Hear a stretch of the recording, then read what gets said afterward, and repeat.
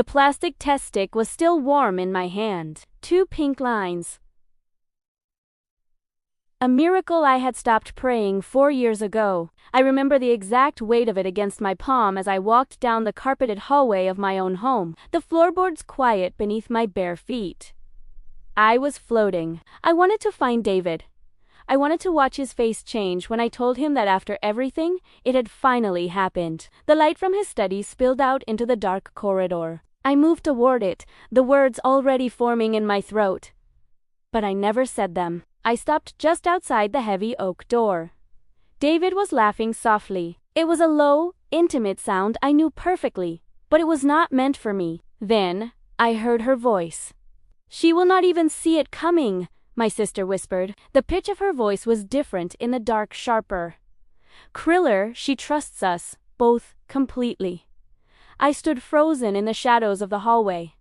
My husband, my sister, my miracle, still resting in the palm of my hand. In a matter of seconds, my whole beautiful life had become a crime scene. Before I tell you how that night unfolded, let me say this plainly. This is my story, and I am choosing to tell it now because silence protected the wrong people for far too long. I have changed a few identifying details to protect certain individuals, though not the ones you might think. If you are listening from somewhere far away, out there, I would love to know where. I have learned that betrayal speaks every language, in every city, in every quiet home. So, tell me, where in the world are you tonight, and how did this find you? To understand why those words hit me the way they did, you need to know who we were before that hallway, before that door, before I learned how quickly love can be repurposed into strategy. My name is Margaret. I am 68 now, but I was 44 when this happened, and I had already spent years as a forensic accountant at a national firm, the sort of woman companies called when money had gone missing and no one could explain how. Numbers rarely lie. People, though. I married David later than most women of my generation did. I was 43. He was 46, handsome in a polished, dependable way, and patient with the guarded parts of me left over from a first marriage that had ended quietly and badly. My younger sister, Clara, stood beside me at the wedding in pale blue silk, crying harder than I was. She had been my closest person since childhood. We buried our mother together, packed up the old house together, and carried each other's secrets for decades. When our mother died, she left me her cameo brooch, a small oval portrait in cream and gold. Clara and I had always understood that whoever had a daughter first would pass it down. Clara was 6 years younger, freer, and certain life would give her children before it gave me any. So watch, That is why the pregnancy mattered the way it did. After years of trying, after appointments that smelled of antiseptic and pity, after one failed round of IVF and then another, I finally conceived at 44. By then, hope felt delicate, like something that might bruise if spoken aloud. The evening before I overheard them, I was making David's favorite roast chicken with rosemary and lemon. Clara was staying with us then, supposedly for a few weeks, while her divorce was being finalized. She kept thanking me for opening my home. I remember feeling peaceful, thinking how lovely life was. That, after all those disappointments, I still had family around my table, and an impossible secret quietly waiting in my pocket.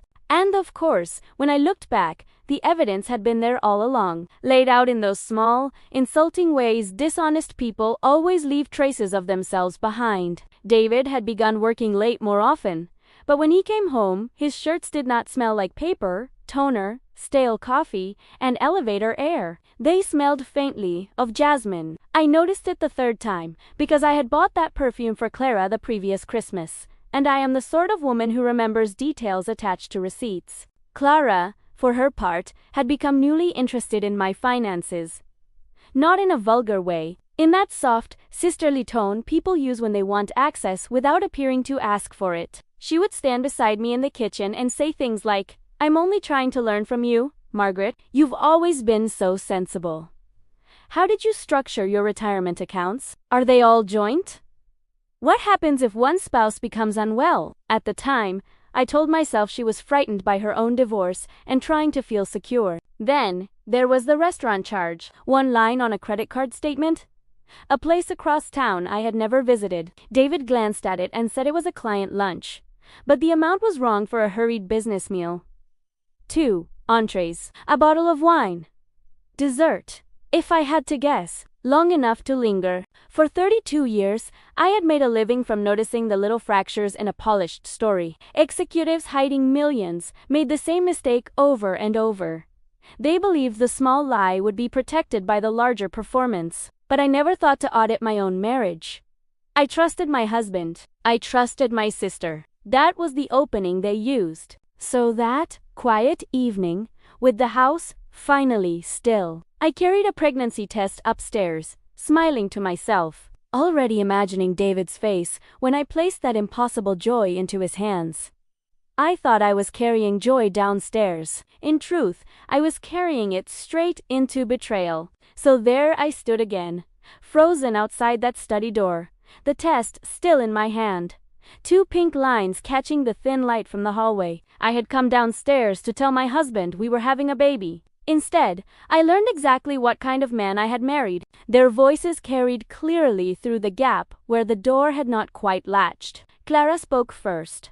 Her tone practical, almost bored. Once the divorce from Richard is final, we take the house, the accounts. She set everything up jointly years ago. She will never untangle it in time.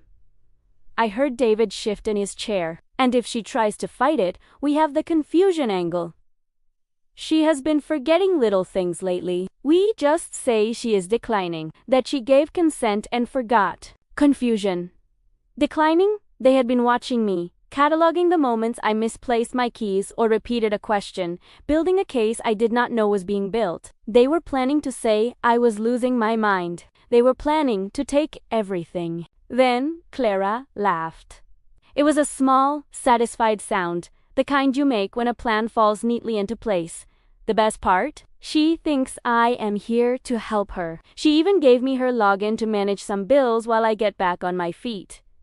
I heard the creak of the leather sofa, and I knew without seeing that David had pulled her closer. I did not gasp. I did not cry out. Something else happened instead. A quiet click deep in my chest, like a lock sliding into place. I recognized the feeling. It was the same clarity I had felt dozens of times before, sitting down at my desk with a stack of falsified ledgers, knowing someone in a boardroom had lied and believing completely that I would find exactly where. I stepped back from the door without making a sound. I climbed the stairs slowly, carefully, one hand still cradling the test. I walked into the bedroom, closed the door behind me, and opened my laptop. They thought they were stealing from a trusting older woman. They did not know they were stealing from me. That night, David came to bed smelling faintly of soap and jasmine, and he slid in beside me with the easy confidence of a man who believed his performance had held. I lay on my back in the dark and kept my breathing even. He touched my shoulder once, lightly, as if he were a caring husband checking whether I was asleep. I did not move. People who have never been through betrayal imagine the first instinct is confrontation. It wasn't.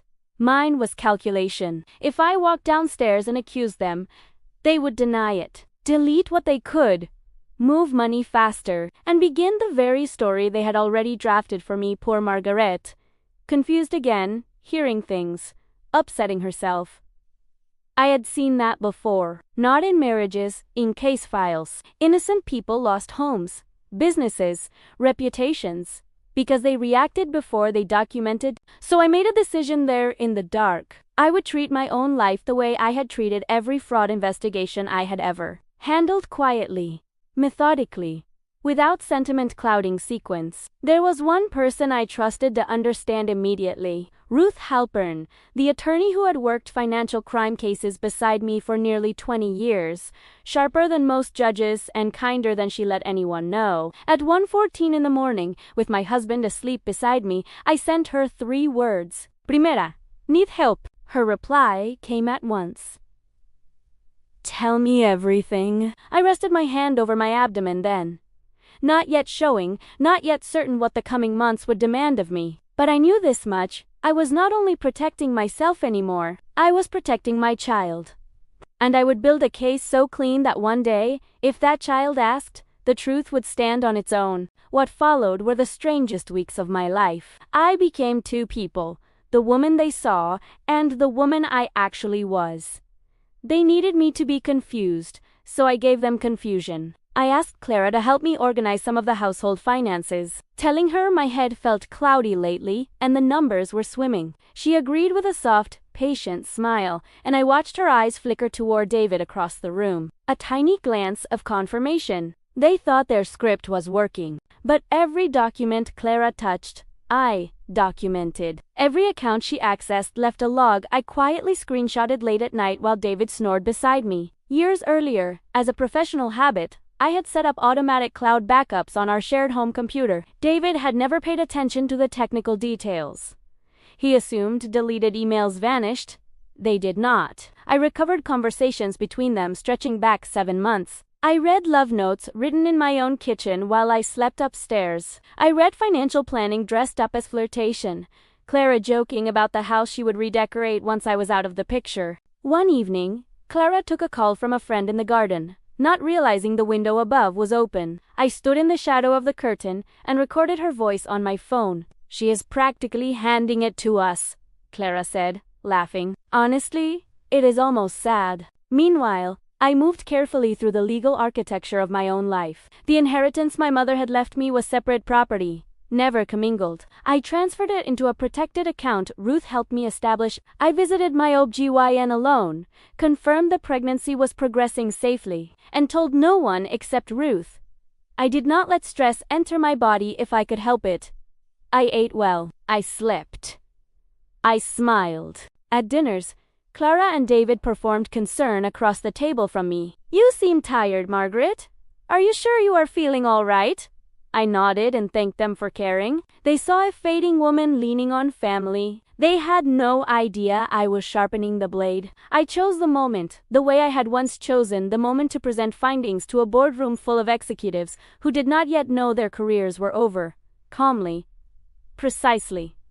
With witnesses who could not be I arranged a family brunch at the house, inviting David's parents, my cousin Ellen, and Ruth, whom I introduced as an old friend visiting from out of town. David and Clara were relaxed that morning, almost cheerful. I had told them I had good news to share. They assumed, I think, that I was about to announce some sentimental plan. Perhaps a family trip, perhaps an early inheritance gift. They had no idea I was handing them the ending of their own story. When the coffee was poured and the table was quiet, I stood. I thanked everyone for being there, and then I told them I was pregnant. David's face froze. Clara's smile remained fixed, but her eyes went flat, the way a creature's eyes go flat when it senses a trap too late. Before either of them could recover, I continued. "And I also have some documents I would like to share." Ruth rose and placed a folder in front of each guest. Inside, the access logs, the emails, the recorded phone call, the evidence of accounts they had already begun to drain. I let the silence stretch. Then, I read one line aloud, Clara's voice, from the recording. "She trusts us both completely." David's mother looked at her son. Her voice was barely a whisper. "David? What is this?" he tried. "I will give him that." He turned to me with that familiar, reassuring expression and said, "She is confused. This is. I cut him off. My voice was calm, but it filled the room. "I spent 32 years catching people like you expose to them. Did you really think I would not recognize the pattern in my own home?" No one else spoke. Clara stared at the table. David's hands trembled at his sides. The aftermath was not dramatic in the way people imagine justice to be. There were no slammed doors, no shattered glasses, no grand speech on the lawn. It was paperwork, sworn statements, filings, timestamps, signatures. That is how real consequences arrive. That same week Ruth filed for divorce on my behalf. Because we had documented every transfer, every login, every email, David could not successfully argue that my separate inheritance belonged in the marital pool. The accounts he thought he could touch were close to him before he understood what had happened. Clara paid in her own language.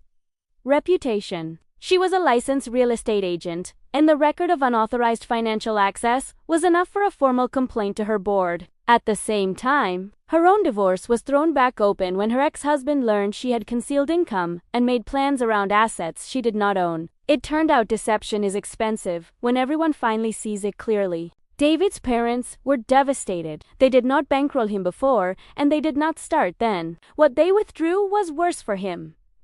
Invitations? Holidays? Their pride in him. Some losses cannot be itemized, but they are felt all the same. After Clara sent me a string of ugly threatening texts, Ruth obtained a restraining order. The house, which David had privately assumed would remain his, was awarded to me. I sold it within a month. I had no desire to sleep inside walls that had listened to my betrayal. On moving day, I watched from across the street as David loaded boxers into a rental truck alone. Clara sat in her car at the curb, staring straight ahead, unwilling even then to help him lift what they had built together. It was over before either admitted it. 6 months later, I am sitting in a small cottage near the coast. The nursery is painted pale yellow. Ruth visits on Sunday mornings and brings coffee she knows I will not finish, and we sit together without needing to fill every silence. In the closet, folded in soft tissue, is my mother's cameo brooch. It is waiting for my daughter. I did not win because I was angry. I won because I was paying attention. And I want to tell you something I learned in 30 years of catching liars. The people who betray you always assume you are not watching. That is not confidence. That is arrogance. And arrogance leaves evidence. If this story found you at the right moment, I am glad. Subscribe if you would like to stay. Leave a comment and tell me your story. And if someone in your life has underestimated you, well, you already know what to do.